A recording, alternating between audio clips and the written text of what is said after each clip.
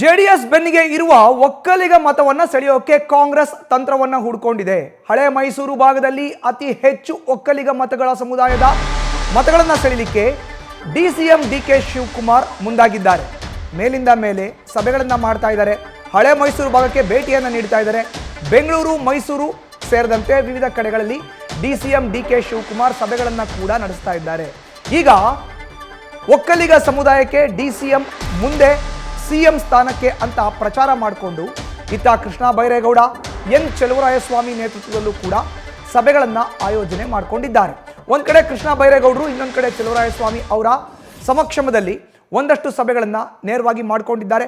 ಒಕ್ಕಲಿಗ ಸಮುದಾಯದ ಮತಗಳ vote bank ಏನಿದೆ ಅದನ್ನು ಗಟ್ಟಿ ಮಾಡ್ಕೋಬೇಕು ಅನ್ನೋ ನಿಟ್ಟಿನಲ್ಲಿ ಈ ಒಂದು ಯೋಜನೆಯನ್ನು ಖುದ್ದು ಕೆಪಿಸಿಸಿ ಅಧ್ಯಕ್ಷ ಡಿಸಿಎಂ ಡಿಕೆ ಶಿವಕುಮಾರ್ ಮಾಡಿಕೊಂಡಂತೆ ಕಾಣ್ತಾ ಇದೆ. ಪದೇ ಪದೇ ಹಳೆ ಮೈಸೂರು ಭಾಗಕ್ಕೆ ಹೋಗ್ತಾರೆ. ಜೆಡಿಎಸ್ ಬೆನ್ನಿಗಿರೋ ಅಂತ ಒಕ್ಕಲಿಗ ಮತಗಳು ತಮ್ಮತ್ತ ಟರ್ನ್ ಆಗಬೇಕು, ಕಾಂಗ್ರೆಸ್ನತ್ತ ಚಲಾವಣೆ ಆಗಬೇಕು, ಆಗಲೇ ನಾನೊಬ್ಬ ಒಕ್ಕಲಿಗ ನಾಯಕ ಅಂತ ಅನ್ನಿಸ್ಕೊಳ್ಳೋದು, ಆಗ ನನ್ನ ಉಪಮುಖ್ಯಮಂತ್ರಿಯಿಂದ ಮುಖ್ಯಮಂತ್ರಿ ಹುದ್ದೆಗೆ ಹೋಗಬೇಕಾದಂಥ ಹಾದಿ ಏನಿದೆ ಅದು ಸಲೀಸಾಗುತ್ತೆ, ಸುಲಭ ಆಗುತ್ತೆ ಅನ್ನೋದು ಡಿ ಕೆ ಶಿವಕುಮಾರ್ ಅವರ ಒನ್ಲೈನ್ ಅಜೆಂಡಾ.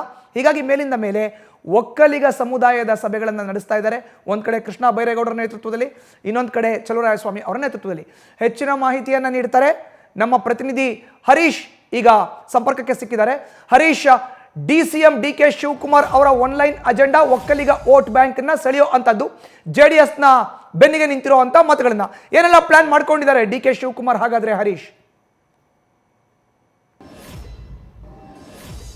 ಬಹಳ ಮುಖ್ಯವಾಗಿರುವಂಥದ್ದು ಲೋಕಸಭಾ ಚುನಾವಣೆ ಕಾಂಗ್ರೆಸ್ಗೆ ಹೆಚ್ಚಿನ ಮಹತ್ವದಾಗಿರುವಂಥದ್ದು ಮತ್ತೆ ಪ್ರತಿಷ್ಠೆಯಾಗಿ ತೆಗೆದುಕೊಂಡಿರುವಂಥದ್ದು. ಈ ಹಿನ್ನೆಲೆಯಲ್ಲಿ ಕಳೆದ ವಿಧಾನಸಭಾ ಚುನಾವಣೆ ಸಂದರ್ಭದಲ್ಲಿ ಹೇಗೆ ಒಕ್ಕಲಿಗ ಸಮುದಾಯದ ಮತಗಳನ್ನ ಸೆಳೆಯುವಲ್ಲಿ ಒಂದು ಹಂತಕ್ಕೆ ಯಶಸ್ವಿಯಾಗಿದ್ದರು ಡಿಸಿಎಂ ಡಿಕೆ ಶಿವಕುಮಾರ್, ಅದೇ ರೀತಿಯ ಅದೇ ತಂತ್ರವನ್ನ ಈ ಬಾರಿ ಕೂಡ ಲೋಕಸಭಾ ಚುನಾವಣೆಗೂ ಕೂಡ ಕಾಂಗ್ರೆಸ್ನ ಒಕ್ಕಲಿಗ ಸಮುದಾಯದ ನಾಯಕರು ಅನುಸರಿಸ್ತಾ ಇರುವಂಥದ್ದು. ಅಂದರೆ ಪದೇ ಪದೇ ಸಭೆಗಳ ಮೇಲೆ ಸಭೆಗಳನ್ನ ನಡೆಸ್ತಾ ಇರುವಂಥದ್ದು, ಒಕ್ಕಲಿಗ ಸಮುದಾಯದ ನಾಯಕರ ಸಭೆಗಳನ್ನ ನಡೆಸುವಂಥದ್ದು, ಒಕ್ಕಲಿಗ ಸಂಘದ ಪದಾಧಿಕಾರಿಗಳ ಸಭೆಗಳನ್ನ ನಡೆಸುವಂಥದ್ದು, ಜೊತೆಗೆ ಆದಿಚುಂಚನಗಿರಿ ಶ್ರೀಗಳನ್ನ ಭೇಟಿ ಮಾಡುವಂಥದ್ದು.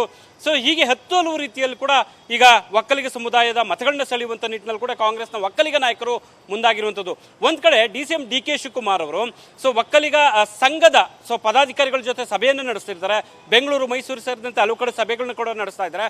ಮಗದೊಂದು ಕಡೆ ಕೃಷ್ಣ ಬೈರೇಗೌಡ ಮತ್ತು ಚಲುವರಾಯಸ್ವಾಮಿ ಅವರ ನೇತೃತ್ವದಲ್ಲಿ ಒಕ್ಕಲಿಗ ಸಮುದಾಯದ ನಾಯಕರ ಸಭೆಗಳನ್ನ ಕೂಡ ನಡೆಸ್ತಾ ಇರುವಂಥದ್ದು. ಸೊ ಅದು ಬೆನ್ನಿಗೆ ಇತ್ತೀಚೆಗಷ್ಟೇ ಕೂಡ ಒಕ್ಕಲಿಗ ಸಮುದಾಯದ ಆದಿಚುಂಚನಗಿರಿ ಶ್ರೀಗಳನ್ನ ಕೂಡ ಅಭ್ಯರ್ಥಿಗಳ ಸಮೇತ ಹೋಗಿ ಅವ್ರನ್ನ ಭೇಟಿ ಮಾಡಿ ಅಲ್ಲಿ ಹೋಗಿ ಚರ್ಚೆ ಮಾಡಿರುವಂಥದ್ದು. ಹೀಗೆ ಹಲವು ರೀತಿಯಲ್ಲಿ ಒಂದು ಸ್ಪಷ್ಟ ಸಂದೇಶವನ್ನು ರವಾನೆ ಮಾಡತಕ್ಕಂಥ ಒಂದು ಪ್ರಯತ್ನ ಕೂಡ ಕಾಂಗ್ರೆಸ್ ನಾಯಕರಿಂದ ಆಗ್ತಿದೆ. ಒಂದು ಡಿಸಿಎಂ ಡಿಕೆ ಶಿವಕುಮಾರ್ ಅವರು ಈಗ ರಾಜ್ಯದಲ್ಲಿ ಉಪಮುಖ್ಯಮಂತ್ರಿ ಆಗಿದ್ದಾರೆ. ಮುಂಬರುವ ದಿನಗಳಲ್ಲಿ ಸಿಎಂ ಅವಕಾಶ ಸಿಗುತ್ತೆ, ಸಿಎಂ ಗಾದಿ ಸಿಗುತ್ತೆ ಒಕ್ಕಲಿಗ ಸಮುದಾಯಕ್ಕೆ ಅನ್ನುವಂತಹ ಅಂಶವನ್ನ ಪದೇ ಪದೇ ಸಮುದಾಯದ ನಾಯಕರ ಮುಂದೆ ಪ್ರಸ್ತಾಪ ಮಾಡ್ತಾ ಇರುವಂಥದ್ದು ಕೂಡ ಸ್ಪಷ್ಟವಾಗಿ ಗೊತ್ತಿದೆ. ಅದ್ರ ಜೊತೆಗೆ ಎಲ್ಲೊಂದು ಕಡೆ ಒಕ್ಕಲಿಗ ಸಮುದಾಯದ ಏನು ಮತಗಳು ಬಹುಪಾಲು ಜೆಡಿಎಸ್ ಬೆನ್ನಿಗೆ ನಿಂತಿದೆ, ಆ ಮತಗಳನ್ನ ಹೆಚ್ಚೆಚ್ಚು ಸೆಳೆದಷ್ಟು ಕೂಡ ಕಾಂಗ್ರೆಸ್ಗೆ ದೊಡ್ಡ ಪ್ಲಸ್ ಪಾಯಿಂಟ್ ಆಗುತ್ತೆ ಅನ್ನುವಂಥದ್ದು.